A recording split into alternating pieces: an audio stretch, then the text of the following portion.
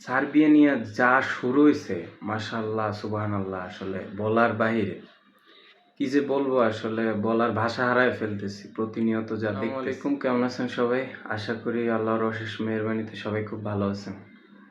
তো আজকে যে বিষয়টা নিয়ে কথা বলতে আসলাম, সার্বিয়ার কত যে এজেন্সি আছে ভাই, নাম না জানা, জানা অজানা বহু এজেন্সি আছে যারা প্রতিনিয়ত শয়ে শয়ে ফাইল নিতেছে। আপনার বিভিন্ন পেজ আছে, এজেন্সি তো আছেই, তাদের সাথে আবার পেজ আছে, বিভিন্ন গ্রুপ আছে। তো দেখা গেছে আপনার একটা কি দুইটা অ্যাপ্রুভাল আনছে বা 5টা অ্যাপ্রুভাল আনছে, কোনো রকম কোনো মাধ্যম দিয়া মনে করেন সিস্টেমে আনছে, আনার পরে এরপর ওই 5টা অ্যাপ্রুভাল দিয়া পেজের ভিতরে অ্যাড রান কইরা আরও মনে করেন 100-150 ফাইল নিতেছে। এরকম হাজারো বহু এজেন্সি আছে আমার জানা মতে। আপনাদেরকে সবাইকে বলবো যে আপনারা বুইঝা শুইনা ফাইল জমা দিবেন, কারণ এখন অলিমুদ্দিন, কলিমুদ্দিন, সলিমুদ্দিন নামে বহু এজেন্সি আছে নাম না জানা যারা ফাইল নিতেছে। আসলে কাজ কেউই করতে পারে না, বুঝছেন? ভালো মতো কাজ যারা করে তারা ডোল পিটায় বেড়ায় না। ছোট ভাই হিসেবে আপনাদেরকে একটা কথাই বলবো জাস্ট, যে আপনারা যেখানেই ফাইল জমা দেন না কেন, আগে যাচাই বাছাই করবেন, এরপরে গিয়ে ফাইল জমা দিবেন। ফাইল জমা দেওয়ার পরে তাদের সাথে কন্টাক্টে যাবেন, স্ট্যাম্প পেপারে সই করবেন, যে কিভাবে তারা টাকাটা নিবে, কিভাবে তাদেরকে টাকাটা পরিশোধ করবেন সেই সম্পর্কে। ফার্স্ট কথা অ্যাপ্রুভাল, এই অ্যাপ্রুভালটা হচ্ছে মেইন। অ্যাপ্রুভালটা মনে করেন আসার পরে আপনি ইউজার আইডি পাসওয়ার্ডটা সবার আগে নেবেন। ইউজার আইডি পাসওয়ার্ড না নিলে দেখা গেছে আপনার একটা শর্ট ভিডিও করে দিল যে এই যে আপনার ভিডিও, এখানে আপনার সব কিছু দেওয়া আছে অ্যাপ্রুভালের, কিন্তু না ভাই, আপনি এটা কখনোই বিশ্বাস করবেন না। কন্ট্যাক্ট থাকবে একবারে যে আপনি আমার ইউজার আইডি পাসওয়ার্ড দিবেন। আইডি পাসওয়ার্ড ছাড়া ভাই আপনার সাথে কোনো কথা নেই, কোনো লেনদেন নেই। ইউজার আইডি পাসওয়ার্ড নেবেন, লগ ইন করে দেখবেন সরাসরি, হ্যাঁ সব ঠিক আছে, ওকে আছে, এরপরে আপনি টাকা দিবেন অ্যাপ্রুভালের পরে।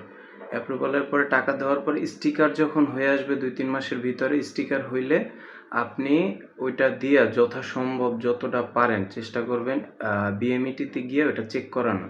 তারা যদি বলে যে হ্যাঁ আমরা চেক করাইছি, সব ঠিক আছে, তারপর আপনি ট্রাই করবেন ওইটা নিজে চেক করানোর, যদি সম্ভব হয় চেক করা। এরপর ম্যান পাওয়ার হইলে এরপর বাকি টাকা দিবেন। কারণ ভাই এখন বর্তমানে এমন একটা যুগ আসছে, ম্যান পাওয়ারও কিন্তু কন্টাক্টে করা যায়। আর আগে আমি একটা ভিডিও দিছি, আপনারা ওইখানে দেখলে বুঝবেন যে ম্যান পাওয়ার হইতেছে কন্টাক্টের মাধ্যমে। অনেক লোক আছে যাদের স্টিকার হয়ে গেছে, ম্যান পাওয়ারও হয়ে গেছে, সব লেনদেন ক্লিয়ার।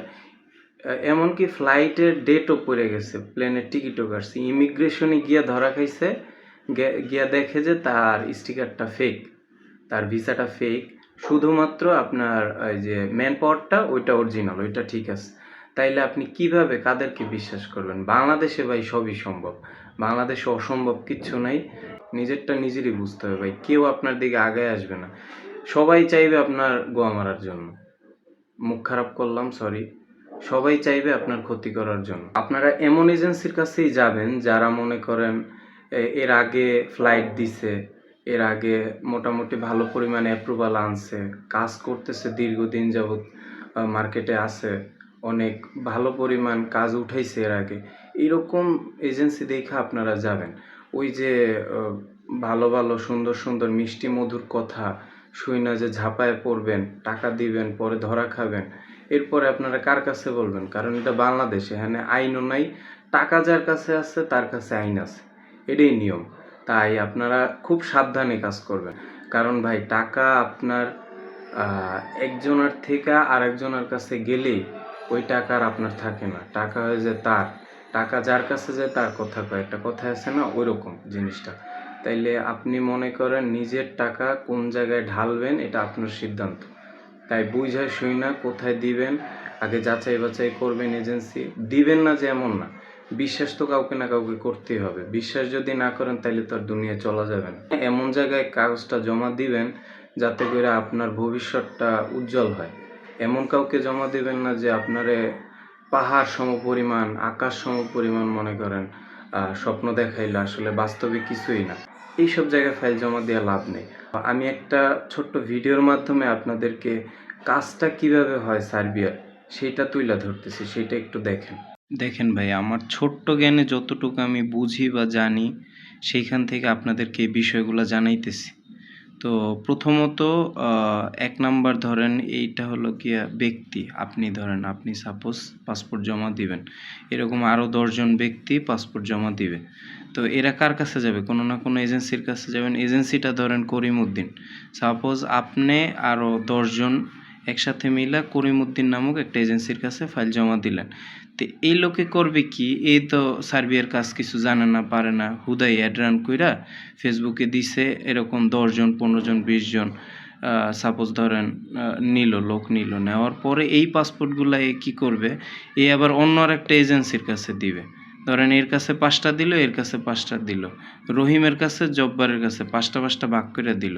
এ তো চিন্তায় আছে যে আমি তো এদের থেকে একেকজনের থেকে ১০ লাখ কইরা নিছি। কাজ হবে মূলত ৮ লাখ কইরা। ৮ লাখ বা ৯ লাখ। আমি ১ লাখ পাইতেছি। তো ১০ জনের কাছ থেকে ১ লাখ কইরা নিলে ১০ লাখ টাকা। এর ১০ লাখ টাকা আসতেছে। আবার এই রহিম, জব্বার এরা তো মনে করেন কাজ করে হইলো গিয়া ৯ লাখ কইরা। তো এরা ৫ জনের থেকে ৯ লাখ ৫ নং ৪৫। ৪৫ লাখ এর থেকে পেমেন্ট নিল। নেওয়ার পরে এ আবার এখান থেকে প্রফিট খাবে। এ আবার এখান থেকে প্রফিট খাবে। এরা আবার করবে কি? এরাও মূলত কাজ করে না। এরা আবার করবে কি? আরও একটা থার্ড পার্টি ধরবে। এই থার্ড পার্টি এইখান থেকে মূলত ভেজালটা হয়। এই যে নাম না জানা বহু দালাল আছে, ইন্ডিয়ার বিভিন্ন ধরনের দালাল চক্র, বিভিন্ন আরএল আছে, এরা বিভিন্ন আরএল দিয়ে কাজ করে। তো বিভিন্ন এজেন্সির মাধ্যমে যখন কাজটা করায়, এদের মধ্যে ধরেন ২-১ জনে মনে করেন ফেক ডকুমেন্ট, ফেক ভিসা এগুলা বানায় এরপর এদের কাছে সাপ্লাই দেয়। এরপরে এরা এর কাছে দেয়। এরপরে আপনারা গিয়া মারাটা খান দিন শেষে। এরকম হয় বিষয়টা। আর প্রধান ওই যে সামনের দিকে শফিক টাকলা, এ হইছে গিয়া মেইন লোক যে কিনা এই ভিসার কাজটা অরিজিনালি করে। এছাড়া আসলে কেউ করে না। এরকম শফিক টাকলার মতো আরও অনেক ৪-৫টা লিঙ্ক আছে যারা মূলত সার্বিয়া ভিসা নিয়ে কাজ করে অরিজিনালি। এরা ছাড়া আর কেউ কাজ করে না। এর আগে যে এই যে ভায়াগুলা দেখতেছেন ১ হাত, ২ হাত, ৩ হাত, ৪ হাত, ৫ হাত হইতেছে, এগুলা ভায়া হইতেছে। এরা মূলত হুদাই মাঝখানে দালাল। এরা মূলত ১ লাখ, কেউ ৫০,০০০, কেউ ২০,০০০, এই ছেঁচড়াগো মতো ১০,০০০ও কেউ খায়। খায়া করে কি লাস্টে গুলা ভুক্তভোগী হয় এই যাত্রীগুলা। এছাড়া আর কিছুই না। এইভাবে মূলত সার্বিয়া নিয়ে ২ নাম্বারিগুলা চলতেছে। আমার ছোট্ট সাধারণ জ্ঞানে আমি যতটুক জানি তথ্য, ওইটা দিয়ে আপনাদেরকে সতর্ক করার জন্য এই ভিডিওটা বানাইছি। কেউ অন্যভাবে নিবেন না প্লিজ।